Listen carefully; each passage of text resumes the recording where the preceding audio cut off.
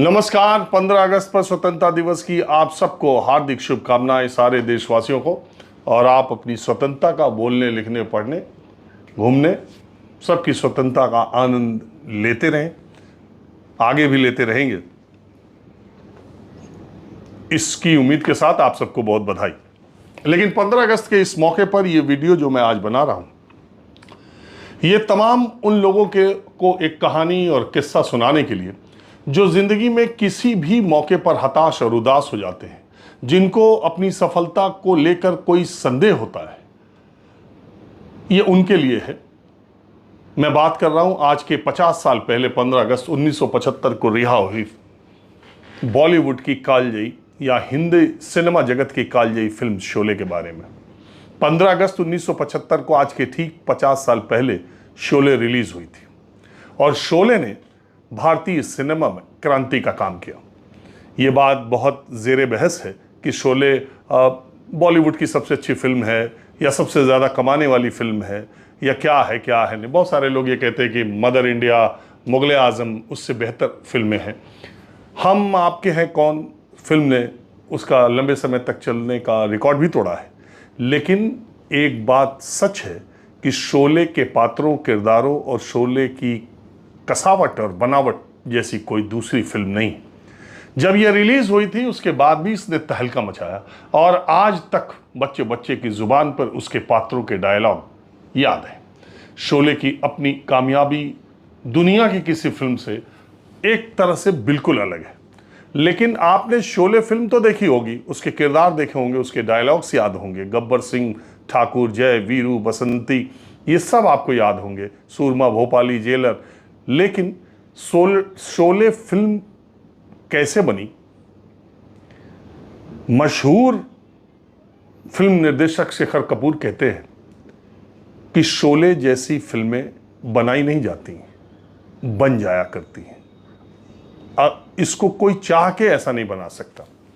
बहरहाल जितनी Sholay film interesting है, जितने उसके पात्र इंटरेस्टिंग है, उससे कहीं ज़्यादा शोले फिल्म बनने के पीछे की कहानी, उसके पात्रों के चयन की कहानी, उसमें तमाम उतार चढ़ाव, मोड़ किस तरीके से आए और बाद में शोले ने अपनी कैसी कामयाबी का बुलंदियां हासिल की कि जिस फिल्म में, जिस सिनेमा हॉल में, मिनर्वा सिनेमा जो मुंबई का है जिसमें इसका प्रीमियर हुआ था, उसके सामने वाले बस स्टैंड का नाम शोले बस स्टैंड पड़ गया था।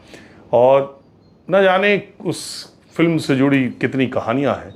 आज मैं इस मौके पर, जैसा मैंने कहा कि ज़िंदगी के किसी मौके पर आप हताश और उदास हो जाएं, आपको अपनी सफलता को लेकर संदेह पैदा हो जाए, तो आज की मेरी जो ये कहानियां हैं, जो किस्से कहानियां शोले फिल्म से जुड़े हैं, इन किस्सों को याद कीजिएगा, तब आपको एक मोटिवेशन, एक प्रेरणा मिलेगी। बात 1973 की है। जीपी सिप्पी बड़ा नाम था फिल्म इंडस्ट्री में। उनके बेटे Ramesh Sippy London school of economics में पढ़ने गए। उनका मन नहीं लगा, वो लौट आए। उनका मन यही फिल्मों में और कहानियों में लगा रहता था। बाद में उनके पिता जीपी सिप्पी ने उनसे कहा कि तुम वापस आ जाओ, और वो वापस आने के बाद उन्होंने कुछ दिनों तक फिल्म के डायरेक्टर्स के साथ असिस्टेंट का रोल किया, असिस्टेंट का काम किया। उसके बाद उन्होंने 2 फिल्में बनाई, पहली अंदाज और दूसरा सीता और गीता। सीता और गीता से हेमा मालिनी बॉलीवुड की नंबर 1 हीरोइन बन गई और रमेश सिप्पी का सिक्का जम गया। रमेश सिप्पी ने एक घर पे पार्टी रखी और उसमें यह तय किया कि वो एक बड़ी फिल्म बनाने जा रहे हैं, मल्टी स्टार, जिसमें बहुत सारे स्टार होंगे। उस पार्टी में अमिताभ बच्चन भी पहुंचे। अमिताभ बच्चन लगातार फ्लॉप फिल्में देने की वजह से बिल्कुल उनका कॉन्फिडेंस सैक कर गया था। अब उन्हें एक फिल्म की दरकार थी। उस पार्टी में 102 डिग्री बुखार के बावजूद अमिताभ बच्चन गए कि वहां पर जाके वो रमेश सिप्पी और जीपी सिप्पी अपने रोल के लिए, एक रोल के लिए कैनवेसिंग कर सकेंगे, समर्थन वहां पा सकेंगे, इसलिए वो गए। उन्हें बुखार इतना ज़्यादा था, 102 डिग्री, शरीर में दर्द था कि मौका मिलने पर वो कहीं लेट भी जाया करते थे। लेकिन उन्होंने पार्टी नहीं छोड़ी। शत्रुघ्न सिन्हा थे तो विलन, लेकिन उस समय तक बहुत बड़े स्टार बन गए थे। जिस रोल के लिए अमिताभ बच्चन चाहते थे, वहाँ जो डिस्ट्रीब्यूटर और फिल्म इंडस्ट्री से दूसरे जुड़े लोग थे, वो रमेश सिप्पी के बार बार कान में ये फूंकते थे कि ये दुबले पुतले लंबू के बारे में सोचना भी नहीं। और जब शत्रुघ्न सिन्हा की एंट्री हुई तो लोगों ने शत्रुघ्न सिन्हा की तरफ इशारा करते हुए रमेश सिप्पी ने कहा कि तुम्हारे फिल्म का स्टार अब आ चुका है। बहरहाल ये घटनाएं ऐसी घटी और सलीम जावेद की जोड़ी, तब तक लेखक की जोड़ी बन गई थी। वो सिप्पीज़ के यहाँ 750 रुपये महीने की नौकरी जो उन्होंने एक स्टोरी राइटर्स का एक डेस्क बना रखा था। सलीम खान जो सलमान खान के पिता हैं, वो इंदौर से आए थे। उनके पिता पुलिस ऑफिसर थे और वो हीरो बनने के लिए आए थे। बहुत ही खूबसूरत थे, लेकिन उनको उस तरह के रोल नहीं मिल रहे थे। बाद में वो जावेद अख्तर वो भी आए थे, छोटे मोटे काम उनको मिल रहे थे। बाद में दोनों ने जोड़ी बना ली। बहरहाल सिप्पीज़ के पास जावेद अख्तर और सलीम खान, उन्होंने कहा कि नई कहानी लेकर के आओ। 2 कहानी लेकर सलीम जावेद पहुंचे। एक की पूरी करीब करीब स्क्रिप्ट तैयार थी, पूरी कहानी तैयार थी। स्क्रिप्ट तो नहीं, कहानी पूरी तैयार थी। उन्होंने कहानी बताई कि एक आदमी है जिसको ब्रेन ट्यूमर होता है। मजबूर उस फिल्म का नाम रखा उन्होंने कि उसको ब्रेन ट्यूमर है और वो अपना इलाज कराने के लिए हत्या का एक मामला अपने सिर पर ले लेता है पैसे की खातिर। और मजबूर फिल्म है और वो हत्या का आरोप अपने ऊपर लेता है अपने ब्रेन ट्यूमर का इलाज कराने के लिए। ये कहानी, पूरी कहानी वो उन्होंने सुना दी। एक 4 लाइन में उन्होंने रखा कि एक आर्मी ऑफिसर है, उसके परिवार वालों का डकैत सफाया कर देता है, कोई नहीं बचता है। फिर वो 2 लोगों को साथ लेकर के, आर्मी के 2 ऑफिसर्स को जिनके ऊपर कोर्ट मार्शल चल रहा होता है, उनको लेकर के वो डाकू का बदला लेता है। रमेश सिप्पी, जीपी सिप्पी ने कहा कि मजबूर फिल्म के लिए उन्होंने पूछा तो उन्होंने कहा कि इसके लिए 2 लाख रुपए चाहिए। और बोले ये 4 लाइन वाले के लिए, बोले 1 लाख रुपए। सलीम और जावेद ने, उन्होंने कहा चलो 75,000 रुपए देते हैं, ये 4 लाइन वाली जो कहानी है इसी को बड़ी कहानी बना के ले आओ। अब इसी में कहानी बनने लगी। रमेश सिप्पी, जावेद अख्तर और सलीम खान बैठे, रोज रोल्स पे डिस्कशन हो, फिर कैसे कैसे रोल हो। फिर यह हुआ, जीपी सिप्पी ने कहा कि सुनो, ये जो आर्मी ऑफिसर की बात कर रहे हो, फौजी ऑफिसर की, और 2 फौज के अधिकारियों का कोर्ट मार्शल हो रहा है, इसको शूट करना बहुत दिक्कत हो जाएगा। फौज से परमिशन लेना, उन लोकेशंस पे जाना, उस तरह से सब काम करना, बड़ा लफड़ा फंस जाएगा, कोर्ट मार्शल दिखाना। ऐसा करो, इसको चेंज कर दो। तो उसको चेंज करके पुलिस अफसर कर दिया गया। अब पुलिस अफसर का रोल, उसका नाम क्या हो, ठाकुर बलदेव सिंह। आपको मालूम है ठाकुर बलदेव सिंह किसका नाम था? सलमान खान के नाना का। सलीम खान ने जब शादी की थी तो ठाकुर बलदेव सिंह जम्मू के रहने वाले थे और उन्होंने इस शादी के विरोध में 7 वर्षों तक सलीम खान और उनकी पत्नी, मतलब अपनी बेटी, से बात नहीं की। तो एक कड़क ठाकुर के तौर पर सलीम खान को अपने ससुर ही याद आए तो उन्होंने उनका नाम रख दिया ठाकुर बलदेव सिंह। जय और वीरू जावेद अख्तर के स्कूल टाइम्स के 2 फ्रेंड्स थे जिनमें बहुत अच्छी फ्रेंडशिप थी, वहाँ से जय और वीरू का नाम ले लिया गया। गब्बर का नाम लिया गया डकैत का। सलीम खान के पिताजी पुलिस में बड़े अफसर थे, तो वो गब्बर नाम का एक डकैत था इंदौर के आसपास, उसका जिक्र वो करते रहते थे, तो गब्बर सिंह का नाम वहाँ से लिया गया। और इन पात्रों के जो डायलॉग्स हैं वो भी बड़े इंटरेस्टिंग तरीके से उठाए गए। हेमा मालिनी से रमेश सिप्पी ने, सीता और गीता में चूंकि वो रह चुकी थी तो उनको तो रहना ही था, लेकिन हेमा मालिनी को जब पता चला कि ये 5.5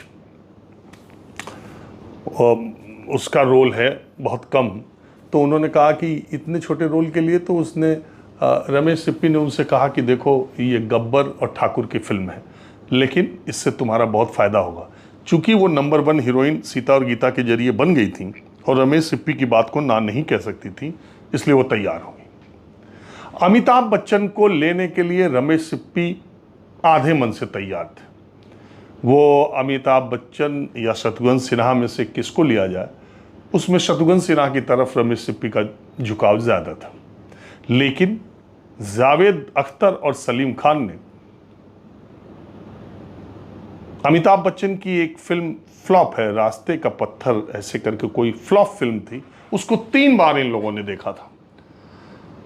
और उस वक्त जब शोले फिल्म शुरू होने वाली थी, तब जंजीर फिल्म में जया भादुड़ी और अमिताभ बच्चन काम कर रहे थे और प्रकाश मेहरा उस फिल्म की शूटिंग कर रहे थे। जंजीर फिल्म भी जावेद अख्तर और इन्हीं लोगों ने लिखी थी। इन्हीं लोगों ने प्रकाश मेहरा से कहा था अमिताभ बच्चन को लेने को। तो जय के रोल के लिए अमिताभ बच्चन को लेने का सबसे ज़्यादा दबाव जावेद अख्तर और सलीम खान की जोड़ी का था। उनका यह कहना था कि इस व्यक्ति के भीतर एक बहुत बड़ा कलाकार है, जिसको इस रोल में अगर दिया जाए तो वो कलाकार बाहर आ सकता है। इस तरह से अब बात ये फंसी कि सबको ये पता चल गया कि ये जो गब्बर है, यही वो हुआ। ये कि एक सीन, एक डायलॉग डिलीवरी में जब बात हुआ, कितने आदमी थे, अरे ओ सांबा कितना इनाम है रे हम पर, पूरे 50,000। ये सब जब सुना रहे थे जावेद अख्तर सलीम खान, तो अमिताभ बच्चन ने डायलॉग सुनते ही कहा कि ये फिल्म तो गब्बर की है। इसके बाद संजीव कुमार गब्बर के रोल के लिए लग गए। तो रमेश सिप्पी का यह कहना था कि गब्बर का रोल डैनी करेंगे। डैनी का नाम, उस वक्त वो डैनी की आवाज़, डैनी की एक्टिंग से बहुत प्रभावित थे। फिर धर्मेंद्र जो है वो ठाकुर का रोल करना चाहने लगे। उन्हें लगा जय वीरू में ये वीरू रोल हल्का है, ये फिल्म ही ठाकुर और गब्बर की है, तो मैं ठाकुर का रोल करना चाहूँगा। रमेश सिप्पी ने दिमाग का इस्तेमाल किया। हुआ ये कि उस वक्त धर्मेंद्र और हेमा एक दूसरे को पसंद करने लगे थे। उन दोनों के बीच अफेयर शुरू हो गया था। उधर संजीव कुमार ने हेमा मालिनी को प्रपोज कर दिया था। हालांकि मामला बना नहीं था, लेकिन प्रपोज कर दिया था। रमेश सिप्पी इस बात को जानते थे। उन्होंने धर्मेंद्र से कहा कि अगर तुमने ठाकुर का रोल लिया तो हेमा संजीव कपूर के साथ हो जाएंगे। और डर के मारे धर्मेंद्र ने कहा कि ठीक है, मैं वीरू रोल में ही ठीक हूँ, ये ठाकुर का रोल संजीव कुमार करे, कोई बात नहीं। ठीक इसी तरह जया बच्चन, रमेश सिप्पी चाहते थे कि उन दिनों की एक्ट्रेस में जया बच्चन से आंखों से एक्टिंग करने वाली कोई दूसरी एक्ट्रेस उतनी अच्छी नहीं थी। उन्होंने जया बच्चन को जिस रोल में वो है उसमें लेना चाहा, एक विधवा के रोल में, ठाकुर के बहू के रूप में। जया बच्चन ने ये कहते हुए कि इस फिल्म में क्या है और इतनी छोटे रोल के लिए वो क्यों करेंगी, गुड्डी फिल्म से हिट हो गई थी। अमिताभ बच्चन से चूंकि जया बच्चन का अफेयर शुरू हो गया था, दोनों एक दूसरे को पसंद करने लगे थे और जंजीर फिल्म में साथ काम कर रहे थे, इसलिए अमिताभ बच्चन ने जया भादुड़ी को मनाने का काम किया और वो जया भादुड़ी भी मान गई। इस तरह फिल्म कास्ट हो गई। लेकिन सबसे अचरज की बात, जहाँ से मैंने आपको कहा कि ज़िंदगी में जब आप हताश उदास हों तो शोले फिल्म की पूरी कहानी को ज़रूर सुनिएगा, आप में एक उमंग, एक मोटिवेशन आएगा। अब बात आती है गब्बर की। गब्बर बनेंगे डैनी। और आप सोचिए, डैनी अमिताभ बच्चन, संजीव कुमार, धर्मेंद्र, हेमा मालिनी, जया बच्चन, ये सारे लोग खड़े होकर इनकी फ़ोटो ली गई स्टार कास्ट के तौर पर, उसमें डैनी है। और मामला यह हुआ कि जब रमेश सिप्पी ने कहा, बड़ी इंटरेस्टिंग बात यह भी कि रमेश सिप्पी ने कहा कि ये जो फिल्में डाकुओं वाली होती हैं, वो चंबल दिखाने के लिए हर बार हर फिल्म राजस्थान में शूट होती है, हम राजस्थान में शूट नहीं करेंगे। और दूसरी बात, वो मूँछों वाला, वो पगड़ी वाला, माँ भवानी की टीका मार के और बंदूक, वो गोलियों की वो बेल्ट पहने, ऐसा डाकू नहीं होगा हमारा। हमारा डाकू थोड़ा अलग किस्म का होगा। तो इसके लिए लोकेशन ढूंढी जाए। तो उनके जो लोकेशन ढूंढने के लिए जिनको लगाया गया वो मुंबई से बाई रोड निकले और बेंगलोर के पास जाते जाते 2 जगह उन्होंने कर्नाटक में तुमकुर और वो रामनगरम जो बेंगलोर से करीब 80 किलोमीटर दूर है, वो सड़क से जा रहे थे। उन्होंने देखा एक फिल्म की वहाँ पर अंग्रेजी पहले की शूटिंग हुई थी। अच्छा, लोकेशन ऐसी चाहिए थी कि ठाकुर का घर तो पहाड़ पे हो और गांव नीचे हो, और गब्बर का जो ठिकाना हो वो भी बिल्कुल पास में हो, वो भी पहाड़ियों में हो। आप कभी रामनगरम जाएंगे वो जगह, तो आप वहाँ खड़े होते ही आपको, मैं गया हूँ और मैंने माहौल क्या है कार्यक्रम में दिखाया भी है, वहाँ आपको खड़े होते ही पता चल जाएगा कि अरे ये तो यहीं वो गांव था, ये ठाकुर यहाँ था। और ठीक एक पहाड़ी है उसके बगल में गब्बर, यानी 500 मीटर में पूरे गब्बर शोले फिल्म की शूटिंग हो गई। तो बात ये मैं कह रहा था, डैनी फाइनल हो गए। डैनी ने धर्मात्मा नाम की फिल्म फिरोज खान ने उनको शाइन की थी, और धर्मात्मा को बनना था अफगानिस्तान में। वहाँ के सरकार से सारी परमिशन सब कुछ ले करके जब फिरोज खान ने डैनी को डेट बताई तो डैनी के मैनेजर मदन के होश फाख्ता हो गए, क्योंकि एक तरफ तो वो, दूसरी तरफ बेंगलोर में हजारों लोगों को लगा करके सेट तैयार करा दिया था रमेश सिप्पी ने, और डेट्स क्लैश कर गई। फिरोज खान ने रमेश सिप्पी से रिक्वेस्ट किया कि डैनी की डेट आप आगे पीछे कर लो। उन्होंने कहा कि मेरी फिल्म मल्टी स्टारर है, दिलीप कुमार, धर्मेंद्र, जया, अमिताभ, ये सारे लोग हैं, अब एक की डेट के लिए मैं सबकी डेट लेना बड़ा मुश्किल हो जाएगा। और उधर डैनी की फिल्म फिरोज खान की फिल्म धर्मात्मा में डैनी की बहुत ज़बरदस्त भूमिका थी। अब डैनी बड़ा चक्कर में पड़े, वो दोनों फिल्म करना चाहते थे, अंततः बात नहीं बनी। फिरोज खान डैनी से नाराज़ भी हो गए, उनसे के पुराने दोस्त थे। चूंकि फिरोज खान ने डैनी को पहले साइन किया था, इसलिए उन्होंने कहा कि तुम्हें यह काम नहीं करना चाहिए था। फिर बाद में यह तय हुआ कि डैनी ने शोले छोड़ दी। अब गब्बर के लिए फिर से नई तलाश हुई। फिर सलीम खान ही गब्बर के पिता को जानते थे, उनके पिता भी एक्टर थे, और अमजद खान थिएटर में एक्टिंग करते रहते थे। तो एक कलाकार जो शोले में है वो आए, उनसे रमेश सिप्पी ने पूछा कि वो कैसा एक्टर है। उन्होंने कहा कि वो मुझसे अच्छा एक्टर है। और इसी बात को लेकर अमजद खान को बुलाया गया, उनकी स्क्रीनिंग हुई, वो फाइनल हो गए। अमजद खान को बोला गया गब्बर का रोल आप ही करोगे, सब तैयारियां हो गई। अब देखिए डेस्टिनी, कैसी कैसी बात होती है। तैयारी हो गई, भागते हुए अमजद खान अपने घर पहुंचे। उनका बेटा तुरंत का पैदा हुआ था। उन्होंने शैला, उनकी पत्नी थी, उन्होंने ये बात शेयर की। वो बहुत खुश थे कि मुझे बहुत अच्छी और बहुत बड़ी फिल्म मिल गई, और पहली फिल्म मिल गई, और इतना बड़ा रोल।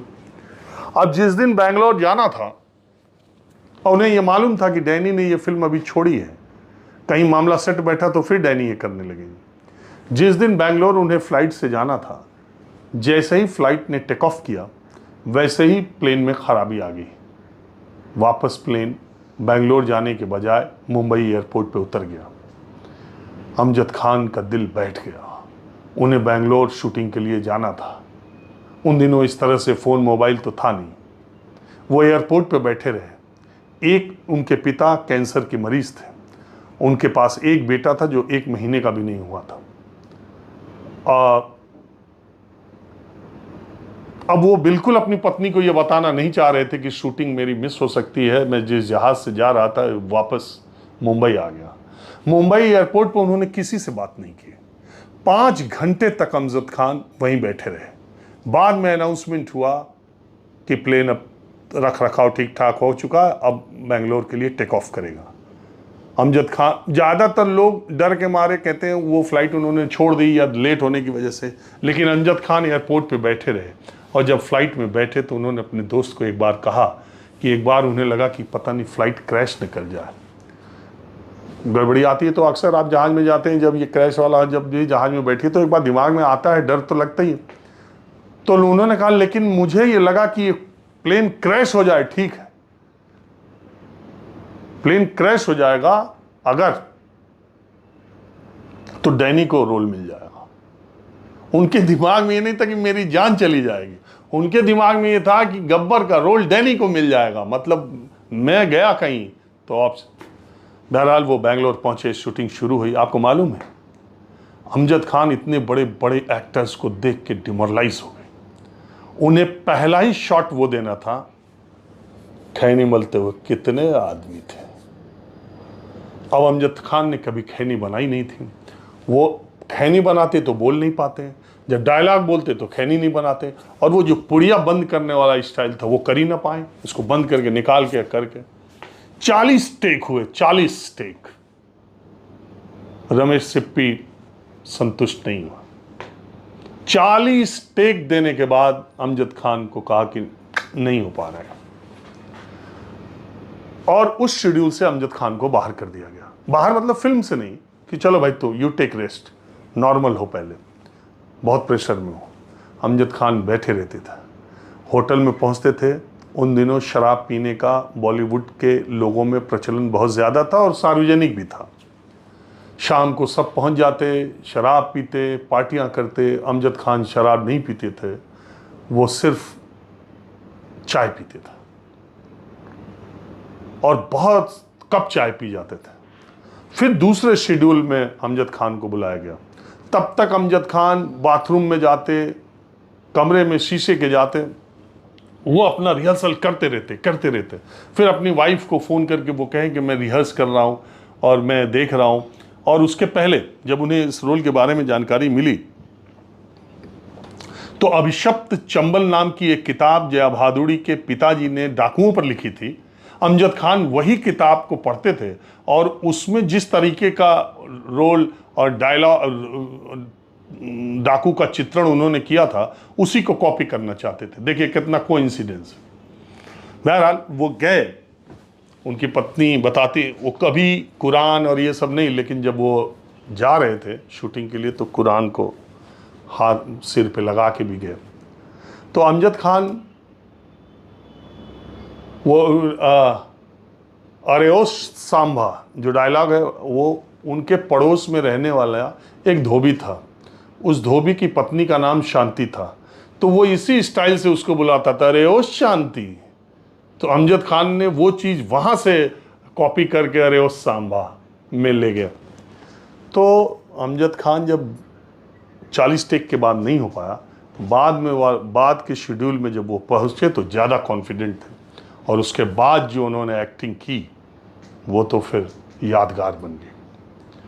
और सबसे बड़ी बात क्या है, जब वो नहीं कर पा रहे थे तो उस वक्त सलीम और जावेद अख्तर, जिन्होंने अमजद खान का नाम गब्बर फिल्म के लिए रिकमेंड किया था, वो रमेश सिप्पी का कान भरने लगे मतलब उनको राय देने लगे कि अमजद खान को ड्रॉप कर दो, इससे नहीं हो पाएगा।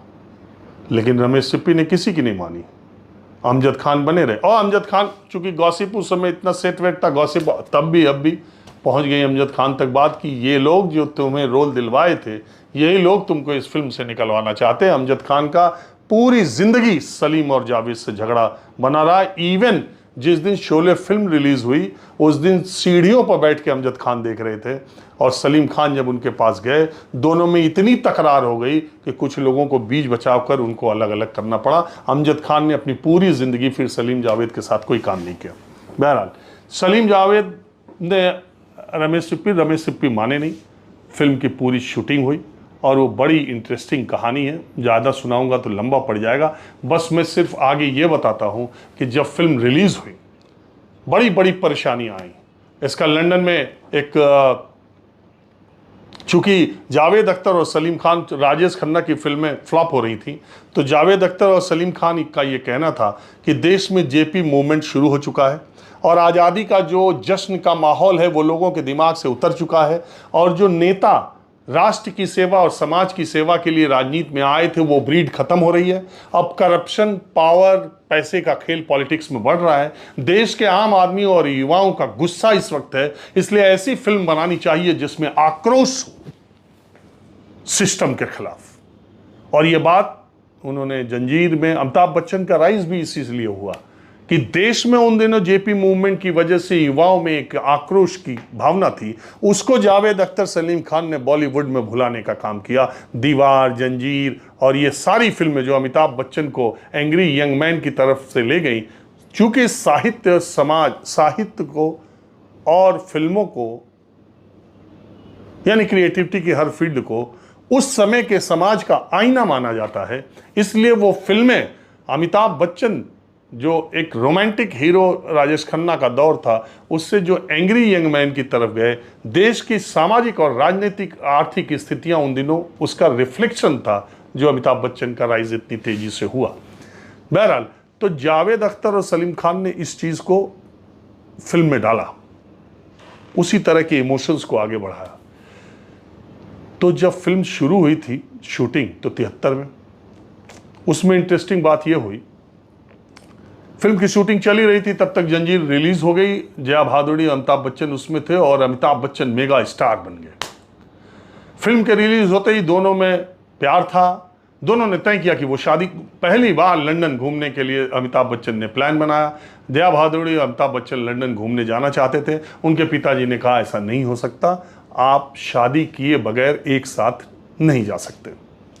आनंद फानंद में शादी हुई एक ही दिन में और वो लोग बाहर गए लंदन घूमने के लिए, रमेश सिप्पी को बता के। और जब उधर से लौटे तो जया बच्चन प्रेग्नेंट हो गई। पहले तो अमिताभ बच्चन ने रमेश सिप्पी से पूछा, उन्होंने कहा नहीं, शादी करने से कोई दिक्कत नहीं। लौट के आए, बोले प्रेग्नेंट। जब उन्हें पता चला अब जया बच्चन प्रेग्नेंट है, फिर एक तो कुछ दिन को शूटिंग को टाला गया जया बच्चन की प्रेगनेंसी को देखते हुए। और आप देखिए कैसे कैसे मोड़ आते रहते हैं। फिर फिल्म रिलीज हो गई। रिलीज होने से पहले उसे लंदन में करा, तो वहाँ के हाई कमिश्नर को जब रमेश सिप्पी, जीपी सिप्पी ने बुलाया, तो उसने कहा कि नहीं, आपका जो कॉन्ट्रैक्ट है वो फिल्म जहाँ पर एडिट हुई है, जहाँ पे बनी है, वहाँ से सीधे इंडिया जाएगी, आप यहाँ स्क्रीनिंग कैसे रख सकते हैं। रमेश सिप्पी समझ गया, उन्होंने कहा ठीक है ठीक है ठीक है, उन्होंने कैंसिल कर दिया। अब कैंसिल कर दिया तो उस समय के अधिकारियों को ख़राब लगा। 15 अगस्त को डेट रिलीज़ थी हिंदुस्तान में, 14 अगस्त को वो प्रिंट आया और कस्टम वालों ने उसे रोक लिया। इतना लाल फीता शाही थी। लेकिन जीपीसीपी कोई छोटा मोटा आदमी तो थे नहीं। उन्होंने रजनी पटेल और विद्याचरण शुक्ला, जो मिनिस्टर इंफॉर्मेशन थे उस वक्त, उनको अपने यहाँ पार्टी पे 14 अगस्त को ही बुला लिया। और उन्हें जब बताया तब उन्होंने फ़ोन खड़काया यहाँ अधिकारियों का, सबका, तब मामला उन्होंने कहा तुरंत रिलीज़ करो। तब इनको अधिकारियों को समझ में आया कि सिप्पीज़ का कनेक्शन कहाँ तक है।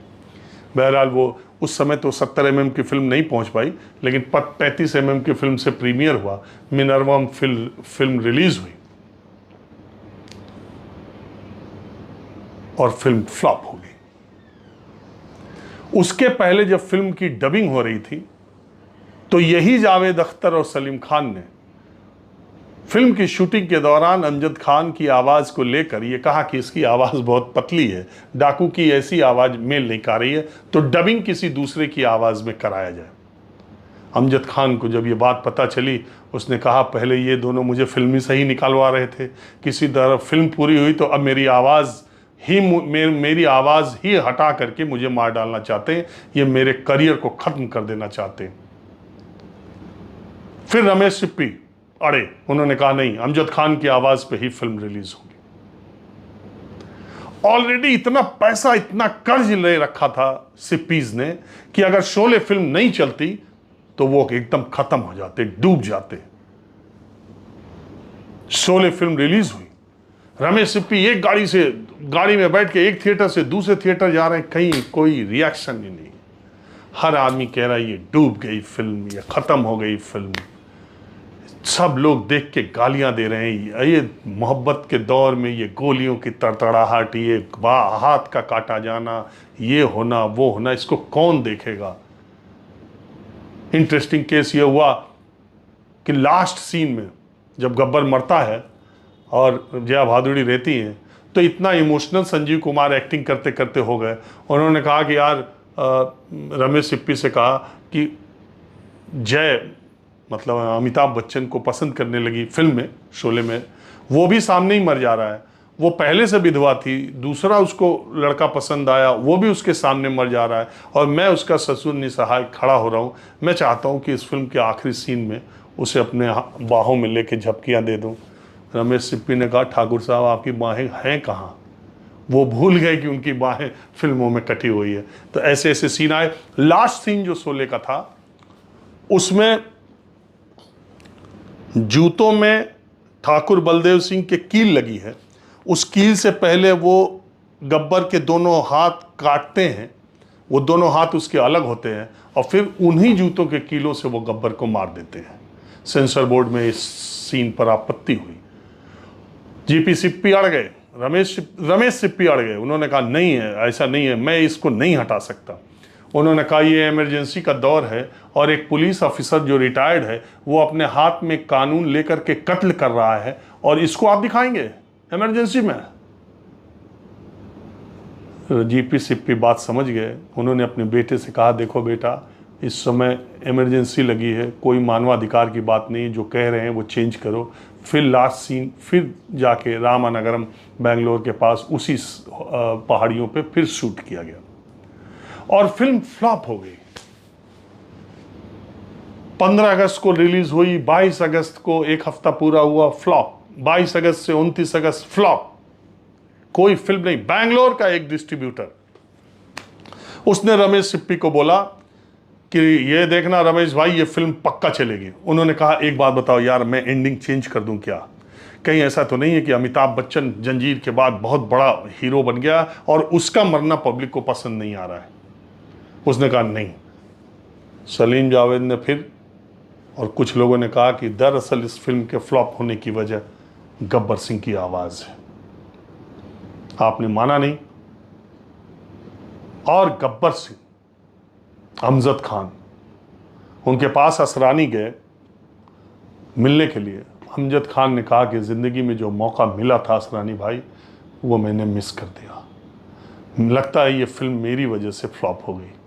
रमेश सिप्पी ने जो भरोसा मुझ पे दिखाया था यार, लेकिन मैं कर क्या सकता था? मैं जितना अच्छा कर सकता था, मैं जितनी जान लगा सकता था, मैंने तो लगाई यार। मैं क्या करूं यार? अमिताभ बच्चन के घर मीटिंग बुलाई गई। उस मीटिंग में अमिताभ बच्चन, जया भादुड़ी, रमेश सिप्पी, जावेद अख्तर, सलीम खान, ये लोग पहुंचे। फिल्म में क्या ऐसा बदलाव किया जाए? फिल्म को छोटी कर दिया जाए, गब्बर का रोल गब्बर की आवाज़ बदल दी जाए, अमिताभ बच्चन को फिर से जिंदा कर दिया जाए, क्या किया जाए कि फिल्म चले? नहीं तो सिप्पीज बर्बाद हो जाएंगे। अच्छा, इंटरेस्टिंग बात थी, दूसरी तरफ जया भादुड़ी का कैरियर आगे, हेमा मालिनी का कैरियर आगे, सबका, धर्मेंद्र का सरपट, अमिताभ स्टार बन चुके थे, सबका मामला फिट था। स्टेक पे सिर्फ 2 आदमी थे, एक रमेश सिप्पी जिसने किसी की सलाह न मानते हुए अमजद खान को गब्बर का रोल दिया और कहीं कट नहीं किया, और दूसरा अमजद खान जिसकी पहली फिल्म थी, जिसकी सारी उम्मीदें इसी फिल्म से थी। मालूम हुआ तीसरे हफ्ते से फिल्म ने पिकअप पकड़ना शुरू किया, और फिर उसके बाद गब्बर सिंह यानी अमजद खान की वजह से ये फिल्म चली। अमजद खान जिस रोल में जो जहाँ तक पहुँचा था, और वो सिप्पीज जिनको फिल्म के प्रिंट के लिए, जिनको डैनी के उसके लिए, जिनको डिस्ट्रीब्यूटर्स के पैसे के लिए, हर तरफ से जो एकदम उम्मीद हार चुके थे, लेकिन जीपी सिप्पी का भरोसा था कि नहीं ये फिल्म हिट होगी। अमजद खान को भरोसा था नहीं मैंने काम किया, इसका रिजल्ट आके रहेगा, और बाद में ये फिल्म अमजद खान की वजह से हिट हुई। सबसे ज़्यादा गब्बर का रोल आज भी याद किया जाता है, वो सारी चीज़ें आज भी याद की जाती हैं, और अपने समय की और बहुत सालों तक शोले ने सारे वो रिकॉर्ड तोड़ दिए जो कोई एक फिल्म कभी भी बना सकती है, न अतीत में न भविष्य में। एक किस्सा मैं बात सुना के ख़त्म करता हूँ। वो गब्बर, वो अमजद खान जो शोले फिल्म में रिलीज़ के फ्लॉप होने के तुरंत बाद अक्सर से हर बात पे रोज आया करते थे कि उन्होंने इतना सब कुछ किया, इतनी मेहनत की, लेकिन रिजल्ट नहीं आ रहा है। मगर उस आदमी को ये भरोसा था कि मैंने जो काम किया है इससे बेहतर नहीं कर सकता था। रमेश सिप्पी को ये भरोसा था कि मैंने जैसी स्टोरी टेलिंग की अपनी क्षमता का प्रदर्शन इसमें किया है, लंदन से लेकर दुनिया के तमाम टेक्नीशियनों को लिया है, इससे अच्छा काम मैं नहीं कर सकता था। मुझे सफलता मिलेगी ही मिलेगी। अमजद खान को था कि सफलता मिलेगी ही मिलेगी, और अंततः वही हुआ। अमजद खान स्टार बने। एक किस्सा अंत का बताता हूँ। अमजद खान और असरानी को गुजरात में किसी थिएटर का उद्घाटन करने के लिए, बड़े स्टार हो चुके थे, सब कुछ चलता था। उसमें एक किस्सा और भी है। मैक मोहन, जिनको सांभा का रोल दिया गया था, वो अच्छे खासे एक्टर थे। जब उन्होंने फिल्म देखी तो उसमें सिर्फ 3 कितने आदमी थे, बस इतना ही उनको बोलना था। उन्होंने रमेश सिप्पी से कहा, जब सब काट दिया तो ये भी काट देते यार, ये 3 शब्द का मेरा क्यों रोल रखा है। रमेश सिप्पी ने कहा, जितना मैं काट सकता था उतना मैंने काट दिया, जितना सेंसर को काटना था उसने काट दिया, लेकिन कोई बात नहीं, इसी से तुम याद रखे जाओगे। शोले जब रिलीज हुई, मैक मोहन मारे गुस्से के, मारे फ्रस्ट्रेशन के देखने नहीं गए। फिर वो जब सड़कों पे घूमने निकलते थे तो लोगों ने उनको कहना शुरू किया, ओ सांबा, ओ सांबा। तो उनको लगा, अरे ये क्या हो गया। तो जब वो फिल्म देखने अपनी फैमिली के साथ गए, पूरा थिएटर इंटरवल में उनके पास सांबा सांबा कहते आ गया। उन्होंने बड़े रोल किए थे, लेकिन 3 शब्द से जो पहचान सांबा को मिली वो कभी नहीं मिली। तो आखिरी किस्सा ये है कि असरानी के साथ अमजद खान जा रहे थे, एयरपोर्ट से उतरे, गुजरात में जा रहे थे कहीं, मुझे जगह याद नहीं आ रही। एक सुनसान चाय की दुकान पर चाय पीने का मन हुआ अमजद खान का। तो वो चाय की दुकान पर जब उतरे तो उस वक्त शोले फिल्म का डायलॉग टेप रिकॉर्डर में, मतलब लोग बजाते थे कैसेट, चाय वाला बजा रहा, और जैसे ही डायलॉग कितने आदमी से पहले का म्यूजिक आ रहा है तो वो चाय वाला बोलने लगा, कितने आदमी थे। और उस जैसे अमजद खान उसमें गब्बर बोलता है उसको रिपीट कर रहा है। सामने अमजद खान खड़े हैं, उसको पहचान नहीं रहा है। जब चाय दे दी और वो मुड़ गया, असरानी ने अमजद खान से पूछा कि वो दिन याद है जब तुम रो रहे थे और कह रहे थे कि तुमने बस मिस कर दी। अमजद खान उसी चाय की दुकान पर रोते हुए बैठ गया और उन्होंने कहा कि अब मुझे अमर होने से कोई रोक नहीं सकता। और गब्बर सिंह अमजद खान अमर हो गया। इसलिए ज़िंदगी में छोटी मोटी सफलताएं, इसलिए ज़िंदगी में कभी परेशानियां आ जाएं तो उसी को आखिरी मत मानना, अपने पे भरोसा करना। आप भी एक दिन अमर हो जाओगे। आपका काम, आपकी पहचान लंबे समय तक याद रखी जाएगी। 15 अगस्त के दिन मैंने सोचा फिल्मी कहानी के जरिए ही युवाओं को और उन लोगों को जिन्होंने आस और उम्मीद छोड़ दी है, उन्हें एक प्रेरणा की कहानी सुनाई जाए। आज बस इतना ही। नमस्कार।